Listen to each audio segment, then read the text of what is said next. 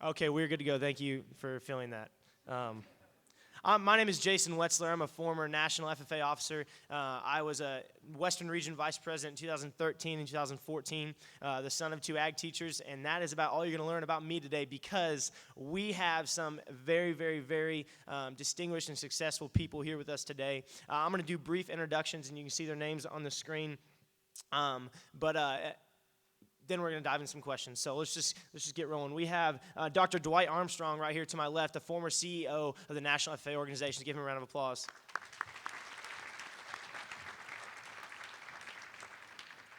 We have Secretary John Block, the former U.S. Secretary of Agriculture.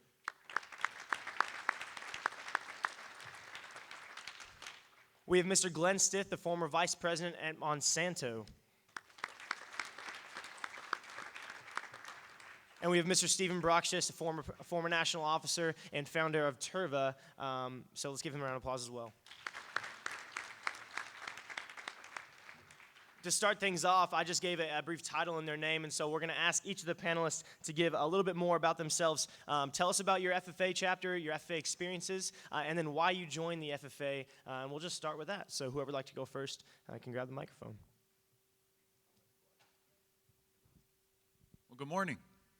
As I said, I can't see all of you by sitting down. So I had the opportunity to be in FFA, and I was just calculating here, 50 years ago was the first time I came to an FFA convention in Kansas City.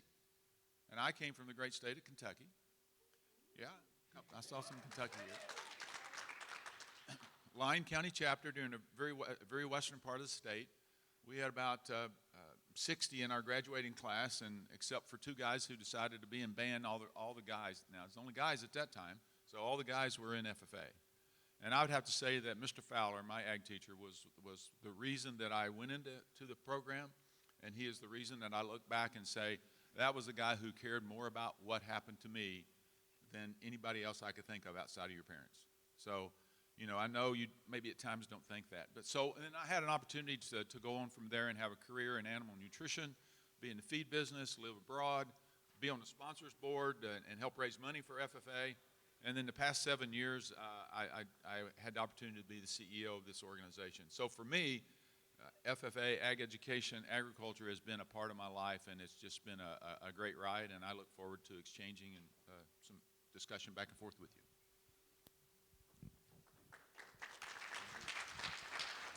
Yeah, we appreciate the applause. Just for sake of time, let's just go ahead and save all the applause till the very end. Thank you. Okay, my name is John Block, or Jack Block. I'm from Illinois. I grew up, there's some of my team there. I grew up on a farm, milking cows by hand. We had no milking machines, and riding ponies. And my first speech was in 4-H. What I feed my pig. I was 10 years old. Then into FFA in high school, Knoxville High School, a school of about 40 in my class. So it was a great experience. My ag teacher was Jim Litchfield, and he did a terrific job. He's teacher there for 20 years. And so I did that. After that, as things happened, I ended up going to West Point, the United States Military Academy. I give my FFA experience a lot of credit because when I was there, they did teach leadership. And you have to be thinking about it and learn and listen, but you can learn and listen and develop leadership if your eyes are open and you take advantage of the opportunity. So when I went to West Point, I wasn't fast enough to play football or basketball or track. I wasn't bad, but I just, you got to be really good. But I figured one thing out. I joined the debate team, and that was experience I had in 4-H and FFA, and it worked out just terrific because I was on the debate team for my last 3 years. Sophomore, junior, and senior at West Point. Then off to the 101st Airborne Division, jumping out of perfectly good airplanes, which I don't do that anymore, but I did then 27 times. And then back to the farm. And my feet have always been in that solid black dirt in Illinois. And they've never changed. I live out in Virginia, but I was back to the farm almost every month. I was back there last week. I was back there 3 or 4 weeks ago. We're in the middle of harvest. And I just would tell you that experiences you have now, you don't think so much about them because, it's just what's going on. But to me, as I look back, a lot of great experiences showing livestock and working on issues with other future farmer friends were very valuable to me today and have been throughout my career. So I'm honored to be up here with this panel, and we'll look forward to your questions. All right, can you hear me? Good. My name's Glenn Stiff, and believe it or not, I am also from Kentucky. So when are you ever going to see two Kentuckians on a panel like this? That might be a first, Dwight. I am from Meade County, Kentucky. Grew up on a farm, livestock farm, purebred Polled Hereford cattle. I took an interest in cropping, and my brother took an interest in the cattle, and so we didn't fight as much as we might otherwise have on the farm. My older brother got started in FFA. I was in 4-H in elementary school, and then, of course, we kind of graduated into FFA into high school, trying to follow in the footsteps of my older brother. While I was at the chapter, by the way, I have a little story. My folks told me that when I went to high school, that I could play basketball, or I could, track team or football or whatever. But we were 19 miles from our high school, and they said, but if you do that, you're going to have to find your own way home. But if you join FFA, your mom or me will come and pick you up, will take you to the events and come and pick you up. So I think you get the message that my parents were wise enough to know, even though it might have been a little more glamorous to do the sports thing, they were wise enough to know that FFA was going to provide me with experiences that were far more valuable. So my hat's off to you for being in FFA. I was competed in just about everything there was at the chapter level.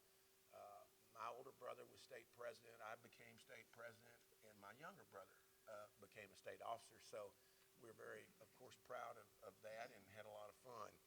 I went to college at the University of Kentucky, majored in agriculture economics. I went straight out of college, joining Monsanto Company, and because I was very interested still in cropping and in technology, and so I didn't want to be a scientist, but I learned that I had discovered some sales affinity, and so I went in as a sales trainee. And 35 years later, I retired with Monsanto, having done many jobs in sales management, marketing management, product management, and general management. I was general manager of the Canada business for 5 years, ran the U.S. commercial business for the DeKalb, Asgrow, Stoneville Cottonseeds, Roundup, herbicides, and our traits, our biotech traits business, which was very exciting to usher in the biotechnology era in agriculture. My last stint at Monsanto was heading up the global vegetable seed division, Semina Seeds, the largest commercial vegetable seed business in the world, and that gave me the opportunity to travel all over the world and experience many things. And also, consequently, I was about 55 years old at the time, and it was all that world travel that caused me to retire early, because I found that had I been 20 years younger, that would have been a real fun time. But I was fortunate to be able to see the world and have a lot of opportunities. So I thank you for being here today. Well, my name is Stephen Broxius. I'm from the state of Iowa. Grew up on a fifth-generation family dairy farm, milking cows, feeding calves with my brothers, my grandma and grandpa, dad. So very much roots in agriculture and on the farm.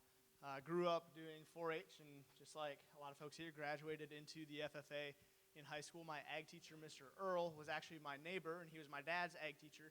And so when he sized me up for a jacket right away, he knew that I was going to grow. So my largest FFA jacket ever is the one that I got in high school, because it went down to about my knees, and I never actually grew into it. So it's kind of fun, the experiences that you have in FFA and in agriculture.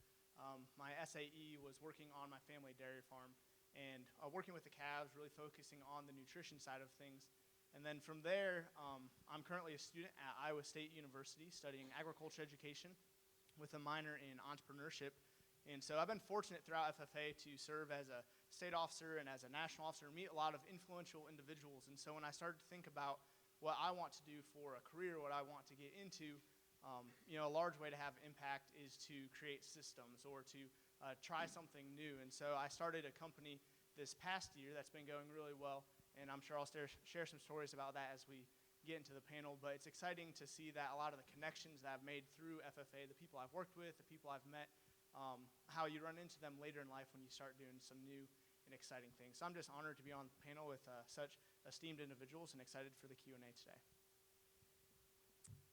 Well, as you can see, our panelists are extremely accomplished and have a vast amount of experiences. So please feel free to, my ag teachers always told me if you're not writing it down, you're not going to remember it. And so feel free to take out those notes pages in that convention booklet, be writing these things down, take notes on what you're learning today. Fun fact, Mr. Broxus over here, he and I actually served on a national officer team together. And so you can see that he is very successful, and I am emceeing a panel of successful people.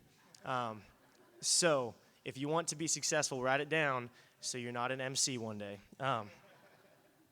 We'll start off with I think, an important question that I've been asked before, and I've asked mentors of mine before. And then after this, we'll throw it to an audience for a question. So be prepared for that. But what has been your most important failure? And this is for the whole panel. Stephen, would you like to start? I suppose I'll stand up for this. Most important failure. So reflecting back into my early high school days, in Iowa we have district officers and then we have state officers. And one of a big failure, and it felt like it was crushing at the time, is I ran for district office 2 years in a row, and then I wasn't elected to district office either of those years. I got balloted, got up and gave the speech, and thought it went well. Then afterwards, sitting in that seat as they announce the other person's name and they run up on stage. And so, as a junior, as a senior in high school, it was kind of crushing, and I didn't know if I wanted to do anything more to serve, as a state officer or do something like that. And I was sitting down talking to my dad one night. Actually, I was finalizing my record books my senior year with my dad, working on things, trying to get everything figured out, and trying to figure out what I wanted to do after I graduated high school. And so he's like, well, have you thought about going to Iowa State, or do you want to go somewhere else, or do you want to do something in FFA, maybe run for a state office or not? And reflecting on that, he really challenged me to, not think about those past failures I've had, but just try something new. And you can only keep stepping forward every single day and see how things turn out. And so I decided to run for a state office. And because of that, I've had the experiences that I've had now in FFA post high school.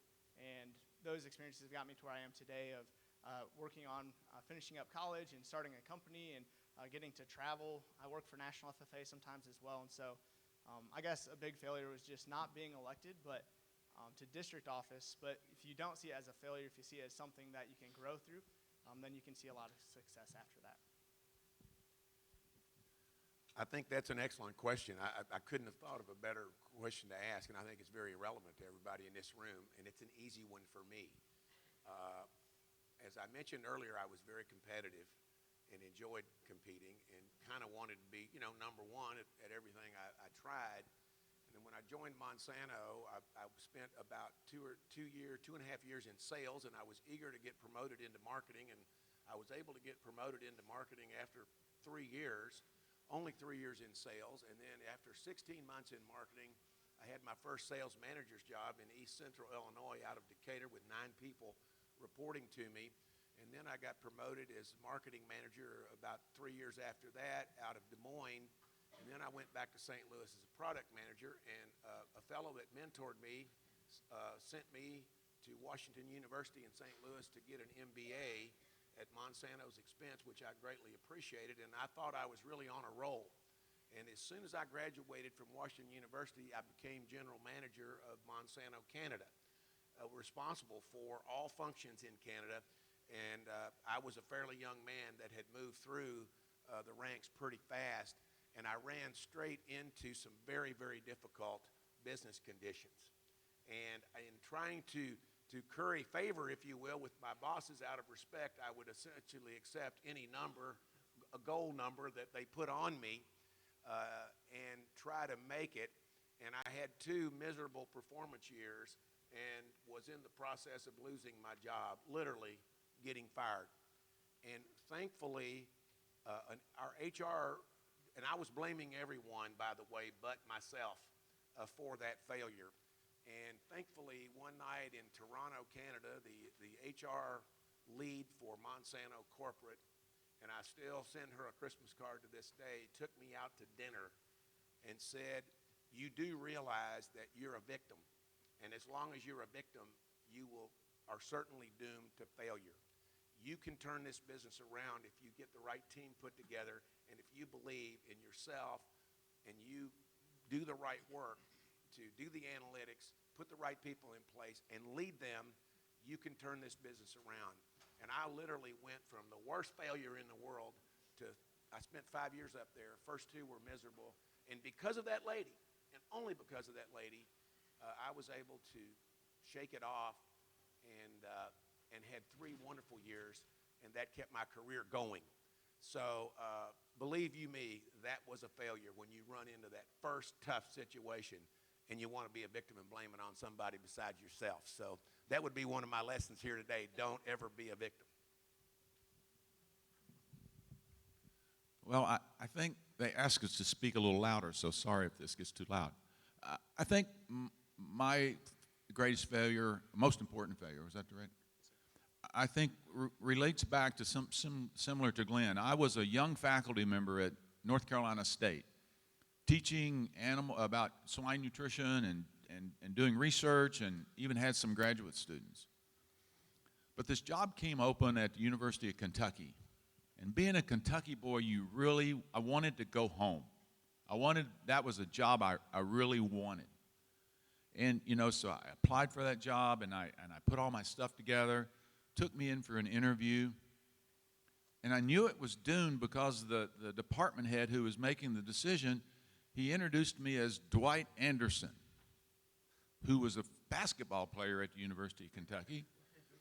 And I just knew from there it wasn't focused on me. And so going through that interview and realizing that sometimes you're not as important as you think or ready as you think, you have to back up.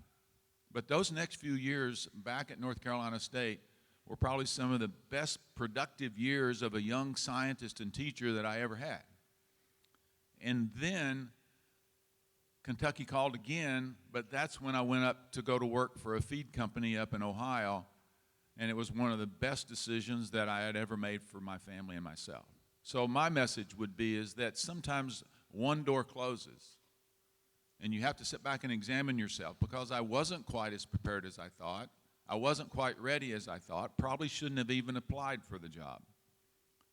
But that door closing opens up many, many more. And so I would always encourage you to keep your head up, think positive about what you're doing, and look at ways that you can improve and move forward. One door closes and another door opens. It's the same thing. My first example would be that when I came back to the farm from being with the 101st Airborne Division, and I got active in Farm Bureau, ended up County Farm Bureau President, State Farm Bureau Board, and then I thought I'm going to run for Vice President of Illinois Farm Bureau in hopes that I'll be president later. I ran 1 year, the first year, and I lost. I ran the next year, and I lost again. And the lesson is sometimes something like that can happen and a new door opens. And I had a good relations all over the state with agriculture. And the next thing I knew, Jim Thompson was elected governor of Illinois, and he needed a state director of agriculture. And as it turned out, he interviewed me, and I ended up as a state director of agriculture. That opened the door that 4 years later, Ronald Reagan was elected president. And a lot of things happened, and I didn't know Ronald Reagan. I did meet him once, shook his hand when he was campaigning in Illinois. But later on, Senator Bob Dole had this, he was asked who should be the Secretary of Agriculture, and he said, I want a hands-on farmer, and here's a list of 10 individuals that ought to be considered. I opened up the newspaper and looked, and there was my name. I was astounded. Anyway, as it developed, pretty soon, as Bob Dole, Senator Bob Dole, wanted a hands-on farmer from the heartland, I was appointed Secretary of Agriculture. Now, here's another one more step and one more example of a failure. President Carter had a grain embargo against our exports to the Soviet Union. In those days, the Soviet Union was a huge market for our farm products, and they always paid cash.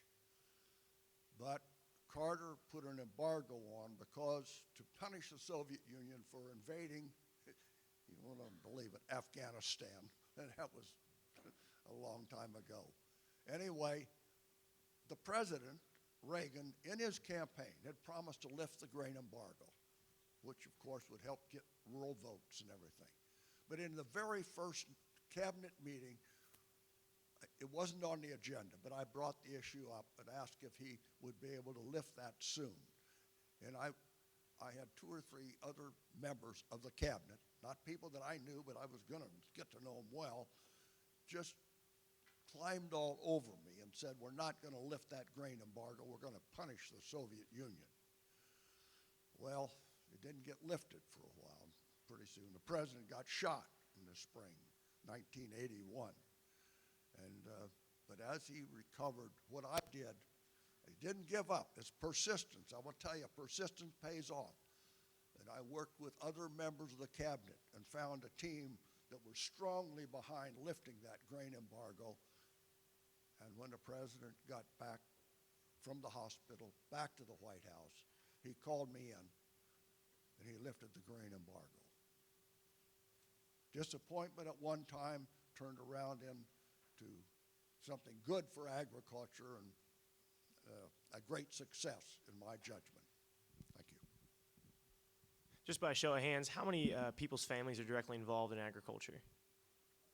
So the stories we're hearing today, I can guarantee that your parents and families have been affected by some of the things you're hearing today. So that's pretty cool, and that's a realization that I had. So at this time, we're going to go to a question from the audience. So who is eager to ask the first question from the audience?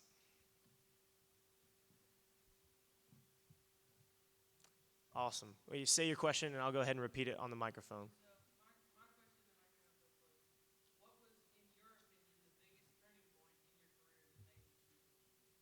So the question that came from the audience, what was your name, sir? Where are you from? Cole Sheffel from Scott County, Kentucky said, what was the biggest turning point that made you choose what you did? Is that right? And we can start with Secretary Block, if you'd like to start. Well, I've had a lot of turning points in my life, as I've told you, some of my experiences. And I can't say that any one of them. I mean, the first one, being willing to become a state director of agriculture when I'd been farming all these years with my dad as partner. And then I went to Springfield, Illinois to be a state director of agriculture. That was a decision that was not easy to make because, I kind of left him there with a couple other hired men that worked for us, employees. But anyway, he said, hey, go do it. So I did. And then later on, and when President Reagan asked me to be his U.S. Secretary of Agriculture, that wasn't a hard decision. I didn't know what I was getting into, but it wasn't a hard decision because it was just such a challenge. And that's the other thing you need to remember. Accept challenges and be willing to look at opportunities. Some of them will come up and you have to evaluate it. You may decide it's not worth it. It's not something for me. But if it perhaps is, then maybe you better give it a shot and see what happens. Because in my lifetime, I never planned my career the way it has turned out. I wouldn't change it for anything, but I didn't plan it this way. Okay. Well, I would echo that I didn't plan mine this way either. But mine relates, and a great question in terms of what were the determining points. The determining points were affected by, in my case, by people. The first was Mr. Fowler, my ag teacher, who set me on a course that agriculture had a lot to offer and that I could find a place in it. And when I left high school and went to Murray State, there was no question in my mind that I was going to be a Mr. Fowler. However, I met some other people at the university, Mr. Arlie Scott, who taught beef production, and I worked in the department, and many times he would call me in his office and he would talk to me about, Dwight, what are you going to do when you leave Murray? What do you want to do? And so he started introducing things like veterinary medicine and a graduate program and a PhD program. Well, I ended up going the route of a PhD program. And then the third person would be the gentleman I went to work for, who was a self-taught, no education past high school, but a self-taught business person up in Lewisburg, Ohio, who asked me to come work for him. And watching and learning from that gentleman helped me develop business skills that had helped me going forward. And then the last person that influenced this along the way would be my wife. We married, this is not advice to you, but I would not do it differently. We married when we were sophomores in college, okay?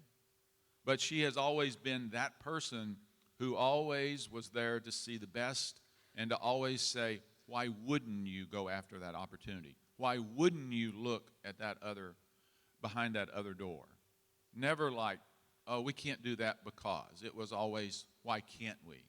And so it ended up being people that had those determining points about where you end up and the things that you do.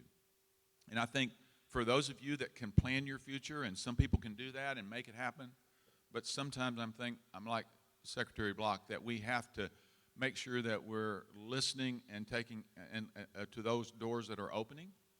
And, you know, I'm a strong believer that God opens those doors for us if we're willing to follow those wills. But I think it's whatever in your life and things that you're looking at is always be open and be willing to take a chance and to know that failure is not something that you can't recover from. All right, so that's another easy one for me. I have a little wooden plaque at home, and the message on it is, I'm not young enough to know everything yet. I'll just let that sink in a little bit. Because if you remember the story that I told you about Canada, where I was a young, exuberant, ambitious young man, just plowing through all those first jobs, couldn't wait to get the big one. And then I get the big one, the first big one, and I'm not ready to know everything yet. And it nailed me. And so that's my first turning point. It's the same one, right? Because it was a career-changing event. And what I learned was, yes, you have to be confident, but you have to be humble and know who to listen to, and you have to do your homework, the hard homework. And so that lady I talked about in Canada was the first of about 4 key mentors. I call it mentor. I'm a Kentuckian. Maybe somebody else calls it a mentor. But I realized I need to identify mentors that I respect, that are successful, watch them, and listen to them, and emulate pieces of them to add to what I need to build my experience, to build my knowledge, and to build my wisdom. And after that event and that realization, my career took off and blossomed in ways that I never would have imagined. And so I think there's several little tidbits in there that if I delivered them correctly, you can take, and I know you're going to run into these down the road. So hopefully that'll be of some benefit. Having a bit of a shorter career than everyone here, my story's a little bit shorter, but when I think about turning points, I interned with a startup ag tech company out of central Iowa 2 summers ago. And doing that, interning with the founder of this company who's trying to make things go and happen, I learned a lot of things from him of what I should do and could do. And I also started to formulate things that when I have a business, that I would do differently than that experience. And so putting myself and putting yourselves in those opportunities to learn from other people is huge. And then at Iowa State, there's actually an ag entrepreneurship class. And so before then, I had a handful of ideas that I had been journaling for the last couple of years of this could be a cool business, this could be cool. And then that class showed me the validity of what it takes to validate an idea and actually make something happen. I learned that most of my ideas were not actually good ideas when we were going through the class and trying to learn if it was viable. But I learned there are a couple that they are viable, that there's something that can be done here. And then from there, it was simply talking with people. And really, Kevin Kimley at Iowa State, who's my professor, showed me that if you have an idea and you really work on it and you flush it out and you talk with people and share it with people, then it can become a real thing, go from an idea to a business. And so those are a couple of more recent milestones or things that have kind of shaped where I'm at today. Wonderful stuff. So for this next question, it was asked to me. I was told to ask it by a high school student who's very involved in a lot of clubs and organizations, but they also have a girlfriend, and the girlfriend is apparently not very happy because it's taking a lot of time, all these clubs and organizations. So the question was, how do you balance romance or your personal life and business? And so since Miss Maggie's in the room, Mr. Stith, I'm going to leave this question to you. Maybe I should let Maggie answer it then, since she's here. Well, I didn't do a very good job of it for about the first 25 to 30 years. Unfortunately, Maggie's my third wife and my final wife, and I was so into my career. I moved 13 times, had 13 different jobs, probably moved 8 times, lived all over the U.S. I was one of those people, and I pray that none of you will do this. One of those people that made great sacrifices selfishly to advance my career early on at the expense of doing what was right to build the right kind of environment personally and at home. And I grew up kind of as a child of the 70s, and I think that was the theme then. You go out and hit the dirt, and you pay whatever price that you need to pay. And I've seen many families in corporate life that were destroyed because of this overriding ambition. Now, I want to say that, but I also want to say you can still do what it takes to be successful and balance your family life. But you won't learn that till later on unless you listen to what I'm saying. I happen to have had one of those mentors that said, I want you to quit coming in here every Saturday and Sunday and work. I want you to start enjoying your personal life and have some fun. Believe it or not, you will get your job done better if you work smart than if you work hard, because you're going to work hard and you're going to wear yourself out, and it's going to affect your attitude, it's going to affect your energy level, and it certainly will disrupt your family life. It was a very painful lesson that I learned.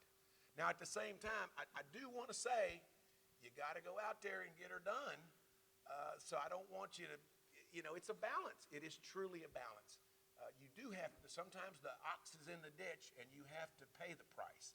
But you also need to understand that working smart, being organized, how to use other team members, members of your team to help assist where you're needed through teamwork will allow you to have a wonderful work life and also have a wonderful family life. Thank you very much. Fantastic advice. This next question is for Secretary Block, and it's going to be, what is the most important lesson you learned from a teacher or your ag teacher or an educator in general? What was the most important lesson you learned from an educator of yours? From an educator of yours. Yes, sir. From a teacher.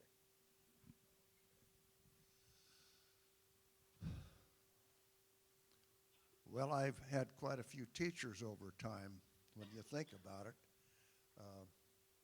I certainly would say that my teacher in high school, the ag department, Jim Litchfield, that I've already mentioned, I just learned a lot of things from him, but I probably learned as much as anything when I was at West Point in the military academy. I learned how to prioritize issues, and then when I was in the military, delegate responsibility. This is this is something that I like to do. I like to manage and run things, but if I had a team working with me, then delegate and then keep an eye on it and make sure it's done right, and work over here with this person because they're having trouble, and this one over here, help them. But don't micromanage. Don't micromanage. Put the work out there and work with your team. That's just some thoughts of mine. Dr. Armstrong, this next question is for you. As millennials and youth, there's a lot of different things calling our attention on a day-to-day basis, whether it be our cell phones, or if you walk through the convention and expo, there's a million different colors and sounds going on, trying to attract the attention of us as millennials with our, ever decreasing or seemingly decreasing attention span. I'm guilty of that as well. So what should we as youth and millennials put more value on that you do not think that we do? Well, after being in a session last night, you might want to turn the bass down a little bit for the longevity of your ability to listen and hear. I've these past 7 years when I've had a chance to interact, especially a lot with the national officers and with state officers and other young people across the country, and being a father of 2 young men that have been very successful and now 4 grandchildren, I think I would encourage you to not lose your ability to communicate in the written form. And that's not 140 characters. It's the ability to be able to put your thoughts down on paper and to include that if you're applying for a job in a really strong letter. Or if you're asked to write a report, to be able to articulate with the best grammar that you can and sentence structure as you can, and be able to put that together. Because I see a lot of that that's being lost. Because you communicate in sound bites, you communicate in Instagram, you communicate in a lot of ways that don't require you to articulate and put your words on paper. Because sometimes in order to stand up and to articulate verbally, you sometimes have to start by putting an outline on paper. You can put it on your iPad, or you can put it on some other phone or your device, but think beyond just the short phrases and ways that you communicate, which are very effective for you. And we, in this age group, except for young man Stephen at the end, we need to be better at communicating back with you on that. But as you know, every time we get on a media that you're active in, you leave it and go to another one because you don't want us on it, right? Because now I understand, I'm not on Facebook, but I understand it's more for mothers and grandmothers to keep up with families and pictures than it is for your communication. And heaven forbid that you would even check your email anymore, or which one you might check, or gosh, I don't even have one, right? So don't get so caught up in all the immediate trends of the things going on that you fail to be able to be an articulate person, to be able to communicate with someone in a face-to-face manner, toe-to-toe, face-to-face, because that's still very, very important as we move forward. And Mr. Brockris, you get your own question as well. What are your personal top priorities and your values, and how do you make sure you keep those in order on a day-to-day basis?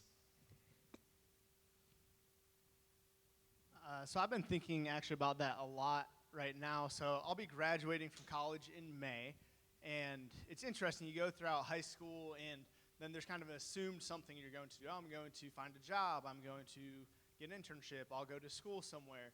And then you go through college, or for me, you go through college, and I'm going to get involved in these things and get involved in the church and these groups on campus. And then when you graduate, sometimes there's this assumed, I'm going to find a job or start a career. And for me, it's a different path. It's like, okay, I'm creating a business, and when you're doing that, or when you do graduate, you literally get to create what your life looks like. I'm trying to decide right now, do I stay in Iowa and live close to family, or do I travel somewhere else in the country and pursue a different opportunity, or where do I want to headquarter this business at? Where could I start growing jobs for people? And so I think those values, or what you really hold on to, are really important. And for me, a lot of things I know I hang my hat on is people. I'm passionate about people. I love my family and my agricultural heritage. And so when I think about my future, I'd like to have that be a big part of it, whatever that looks like, even if I don't quite know what that is. Or my faith is very important to me as well. So wherever I do end up going, being sure I can plug into a community where that's important for those people around me. Or people who are forward-thinking yet very practical. I mean, I grew up on a dairy farm, right? And if anyone grew up on a farm, you have to kind of sometimes fix things or put things together, even if that's not how it was intended to be. And surrounding myself with people who can be innovative yet understand the practicality of what everyday people need is huge. And so those are a lot of things I've been thinking about, and a huge piece of advice that a mentor gave me actually my first year of college was write down your thoughts. And so I have stacks and stacks of moleskin journals where every single week I'll write down what I'm thinking about, or what my hopes for the future are, what I'm worrying about. And it's really fun and offers clarity now that I'm trying to figure out what I do post-graduation, to go and read through those journals and see what are those things that keep on coming up. What are those things that I find important, so that in the future I can really hone in and kind of create a lifestyle around that. So that was a huge thing of just journaling. As kids, it's like, boys aren't supposed to have diaries or whatever. It's called a journal. And, you can just write down your thoughts, and it really helps out. And I call mine a Myrtle, or a man journal. So thank you, Stephen. We're going to go ahead and turn another question to the audience. So who else has a question for our panel? And feel free to ask the whole panel, very specific people. Awesome, lots of hands. Let's go to the back. Say your name, your state, and your question.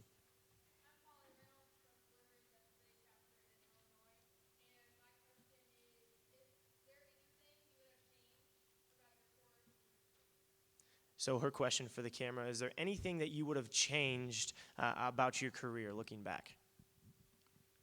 That's an easy one for me. Two things. I would have become fluent in a foreign language in high school, and I would have every opportunity taken an international trip, whether it's with the family, whether it's with the church, whether it's with the school, whether it's for a weekend, whether it's for a whole semester. Those two things I would have done differently, which would have been of a great advantage for me along the way and would have helped me through a lot. Foreign language, fluent, not just taking it because you have to take it to graduate, but become fluent, go to that country, spend some time at it, and then take every international experience that you have along the way. It's a small world.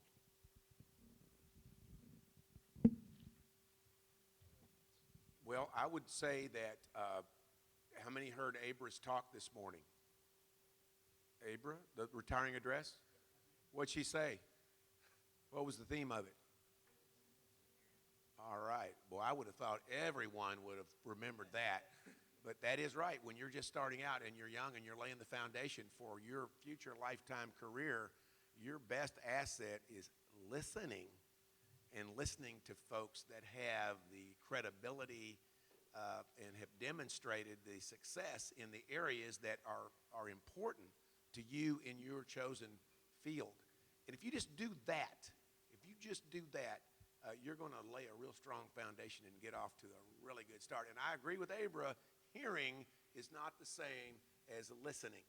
In fact, Monsanto put us through a course, and the course was called Already Listening. And the reason it was called Already Listening is they were teaching us how to check our assumptions and background conversations at the door, and be fully present when someone else is talking. And it was a wonderful course because we don't realize that while somebody else is talking, we are already listening to what we're and developing our thoughts of what we're going to say back to them, and we are losing a great deal of what they are saying. And so without a doubt, that would be what I would change. Be a better listener. All right, we saw some other hands up. There are other questions. Yes, ma'am. Say your name, your state, and your question, please.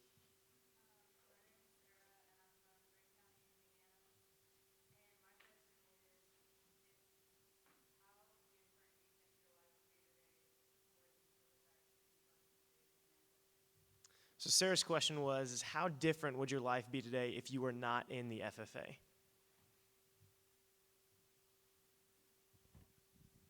There is absolutely no doubt that my life would have been tremendously different had I not been in FFA. It was probably the single most transformative experience that I have had.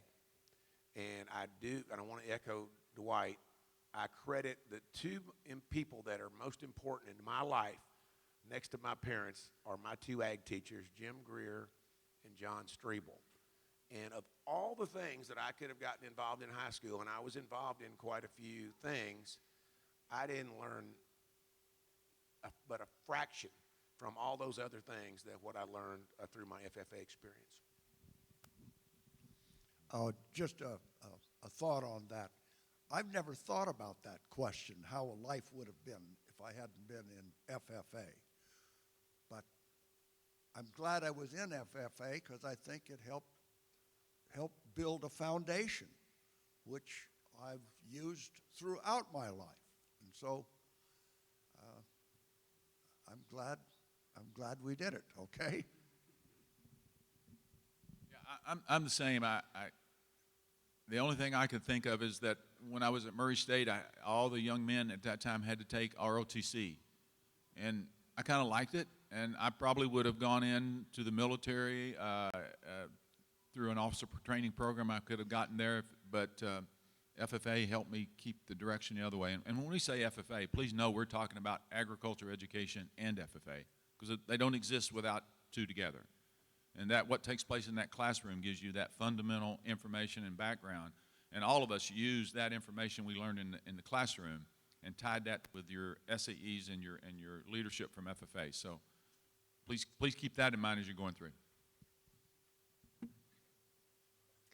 Let's take one more from the audience. Okay, over here. Yes, ma'am.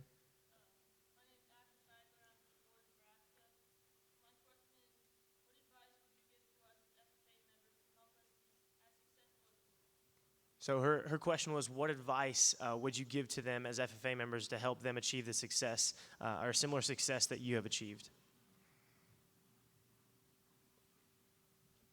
So I think for me, the biggest thing I've gotten out of FFA is a sense of confidence in myself, and not cockiness saying like I can do anything, but just confidence knowing that I've been trained on these skills to interact with people or speak publicly or use parliamentary procedure, or work in a team setting. And so with that, it builds a lot of confidence. And so I think if you want to find success, is the more you can put yourself in uncomfortable situations in the FFA, whether it's trying a new career development event or really giving more time to your SAE or going on a trip that you never thought you would go on and you're not really sure what the trip is for, but just get on the bus and go. Those things will increase not only the people that you know and the interactions you have, but looking back, the greatest thing that I've grown in is just my self-worth and confidence through this organization. And so if those are things that you feel like you're lacking or it's just really hard sometimes, if you pour into the organization, it will pour back into you. And that will help you find success, I believe. I think I would offer too, I'm sure when you use the word success, immediately in my mind I go, well, I'm not sure that's a term that I think about. We've all been situations where we've recognized by a lot of people and a lot of things and people saying great things about us. But it all goes back, my advice to you would be, when you find yourself in a position of leadership, your success will depend not on you, but by the people you surround yourself with. And so anytime that I ever feel that anybody's tried to give me an accolade for success, it's only because I've surrounded myself with people that are smarter than I am that will help you look really good. And that's really important. I think that's a great question. Thank you for asking it, and I agree with everything that's been said so far. But I would, just to add something maybe to what's already been said, is courage. The word courage. And there's another word called encourage. And so if you know where I'm going with this, it's sometimes you're kind of got some fear of taking that next step. Sometimes you don't have the courage to kind of go for it and experience new things. So I would say developing courage, and that comes through encouragement from others, and that's part of why I love my ag teachers, because they were pushing me out there to get involved in these speaking contests, to run for office and district office and state office, and I probably at that time did not have the courage to do it, but they were there encouraging me. So surround yourself with people that give you courage. But be courageous and not afraid to fail, because you will fail, and your greatest learnings will come from your failure. And courage will give you the key to open the door to adventures, whether it's right there in your home area or whether you're traveling the world, that you never would do without possessing courage. Everyone had good suggestions. They're right. And when I think about trying to be successful, I think about persistence and dedication and staying at what you're trying to get done. And in most cases, you will succeed in getting it done. But if you do it halfway and, don't worry about it, you're not going to get it done, and you're not going anyplace on those issues. It's just dedication and persistence will help get you to the final goal. As we kind of wind down into our last questions, thanks to the panel members right now just for the wonderful advice. I'm writing this down in my head. I didn't want to be scribbling up here and making noise with the pen. But for our final round, we're going to do something kind of fun. We are going to go into what I call the rapid fire question round. And so what it is I'll have a question, and it'll be set up for one-word answers, and we'll just go down the line and say the answers. So the first one is FFA or 4-H. No, I'm just kidding. We all know the answer to that. The first one would be just kind of a fun one, agriculture related. How do you like your steak cooked? Medium rare. Medium rare. Medium rare. Same for me. If you want to be successful, you order medium rare steak. Favorite vacation destination? Florida. Italy. Scottsdale, Arizona. The Iowa Great Lakes. Stephen.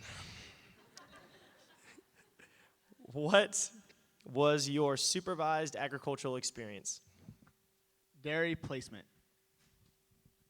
Burley tobacco production. Burley tobacco production. Hog feeding. Do you take selfies? Only on Snapchat. Very rarely. Yes, with the grandkids. Rare. I think maybe two more. Red or green tractors? Massey Ferguson red. John Deere green. Farm all red. John Deere green always. Split half and half. Any last comments from the panel? And these can be, obviously, this doesn't have to be one-word answers, but any last comments from the panel, this would be the time to do that as we are running just out of time.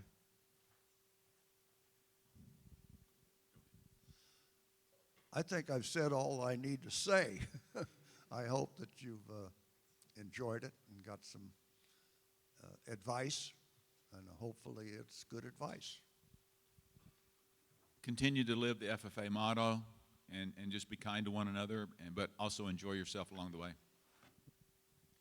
My hope for you is that you will take everything you can out of this opportunity to learn and get a base from your FFA experience. And then my wish for you is that you would have courage, that you would have patience, that you would listen, and that you would go for it in life. Yeah, my biggest thing is, reflect on your experiences that you have and think about the life that you want to have down the road. If it's 10 or 15 years down the road, if you want to be living in the countryside and have a family, or if you want to be traveling the world, think about what that is, and then think about what type of person you want to be, and start being that type of person today. It doesn't take a lot of work to think, okay, I want to be a good family man, and then look at now, okay, am I a good family person right now for my brothers and sisters and parents? Or hey, I want to be successful and surround myself with successful people. Well, am I doing that today? And so really think about that, put a little bit of time, because I think it'll pay off dividends down the road.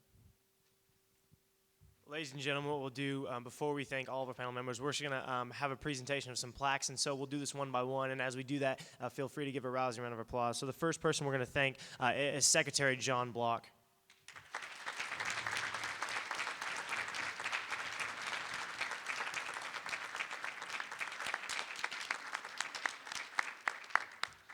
Thank you so much to our next panelist, Mr. Stephen Broxus.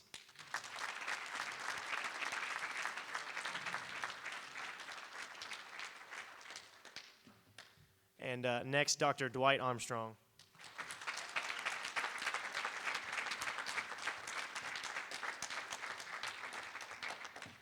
And last but not least, but the words of wisdom, Mr. Glenn Stith.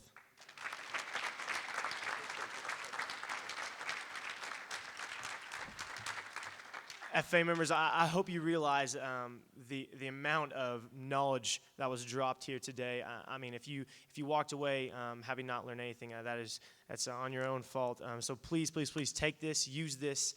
Start today, start right now. Attend the sessions, go to the career show, take advantage of every moment you have in this blue jacket. Steve and I can tell you, and the rest of us can tell you, it doesn't last long. So enjoy this. Tweet about this. Tweet some knowledge, some words of wisdom, some quotes.